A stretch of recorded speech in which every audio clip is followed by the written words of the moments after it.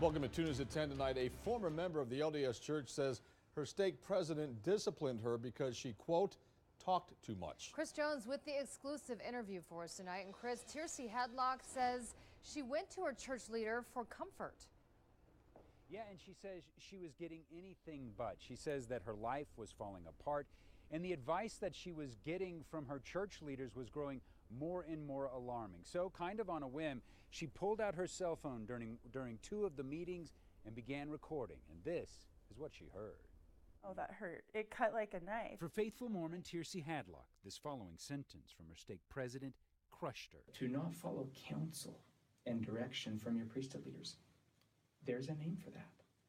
That's called apostasy. To me, it was akin to like the worst thing that you could be called. An apostate, not for an affair or for shunning the church, but for not being quiet about her painful divorce. I talked to my closest friends about it a lot because it was the way that I process things. In addition to being labeled an apostate, the stake president had even more discipline for her. We took your temple recommend away because you emphatically said you would not stop talking about this with other people. An apostate, revoked temple recommend.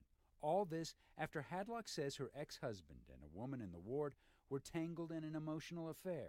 But Hadlock says neither of them received any punishment. They get to do all of that, and there's no consequence for their behavior. And because I am hurt and struggling and trying to process it, I get my recommend taken away. And then in a later meeting, after she continued to talk about her divorce, the stake president raised the stakes again. I would like you to reevaluate how you really feel about this.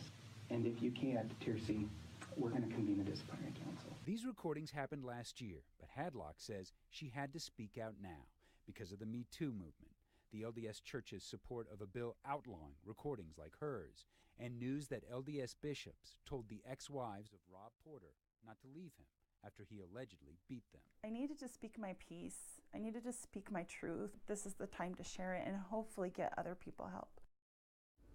Now, Hadlock is no longer active in the LDS Church. As for her stake president, he did reach out to her and wrote her a letter apologizing for some of the things he said, saying he wished he could, quote, have a do-over. As for the stake president, we called him today. He did not return our calls. We reached out to the LDS Church with a list of questions. They did not have answers for those questions. Guys, back to you.